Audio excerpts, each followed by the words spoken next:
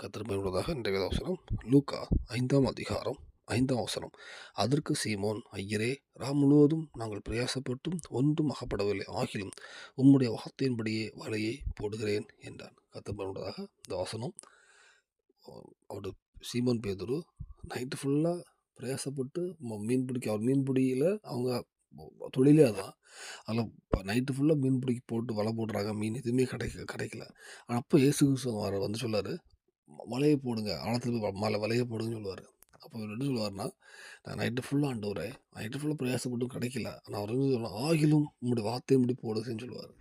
அதாவது நம்ம வாழ்க்கையில் நம்ம அநேக இடத்துல தோல்விப்பட்டிருக்கலாம், தொழில் எல்லாமே தோல்வியாக இருந்திருக்கலாம்.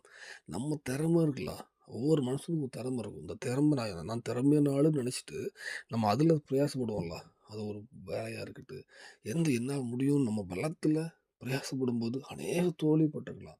அது என்னைக்கு அந்த எல்லாவற்றையும் கர்த்தருக்கு பாதத்தில் ஆரம்பிச்சு, ஆண்டவரே உம்மோட கருத்தில் கொடுக்கப்பான்னு அர்ப்பணிச்சிங்கன்னா கர்த்தர் ஒன்று சொல்லுவார்.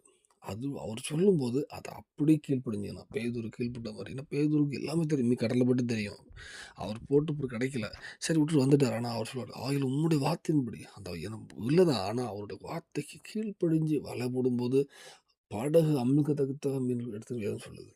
ஸோ நம்ம வாழ்க்கையிலுமே நம்ம திறமையில் நம்ம எதெல்லாம் பிரயாசப்பட்டிருப்போமானால், எந்த காரியமும் இருந்தாலும், அது எந்த விஷயத்துக்கு நீங்கள் போராடி ஜெபித்துட்டு இருந்தாலும், பொருளாதார ஆசீர்வாதம், ஞானம், எதுவும் நம்ம பலத்தினால் எனக்கு முடியும், என்னோட பலன் உங்கள் ஆள் மனசு இருக்குமானால், அதையெல்லாம் கர்த்தருடைய பாதத்தில் வச்சுட்டு அவர் சொல்படி செய்ய முழு இது அர்ப்பணிப்போம். கண்டிப்பாக எல்லா விஷயத்தையும் எடுக்க செய்வார். அன்னைக்கு சீமோன் பேதுரு படகை அமிழ்ந்து போகத்தக்க நிரப்பின தேவன் உங்கள் வாழ்க்கையில் எந்த விஷயத்தில் ஜெபித்து கொண்டிருக்கீங்களோ, அமிழ்ந்து போகாத ஒரு செழிப்பை கொடுப்பார். எல்லாவற்றிலையுமே அது ஆவிக்குரிய ஆசீர்வாதமாக இருக்கட்டும், பூமியின் ஆசீர்வாதமாக இருக்கட்டும் தருவார். இந்த பூமியிலும் சாட்சி வாழ்க்கை தருவார். பரலோகத்துக்கும் ஆயத்தப்படுத்துவார். அர்ப்பணிப்போம். தேவன் கிருபை செய்வாரா. ஆமென்.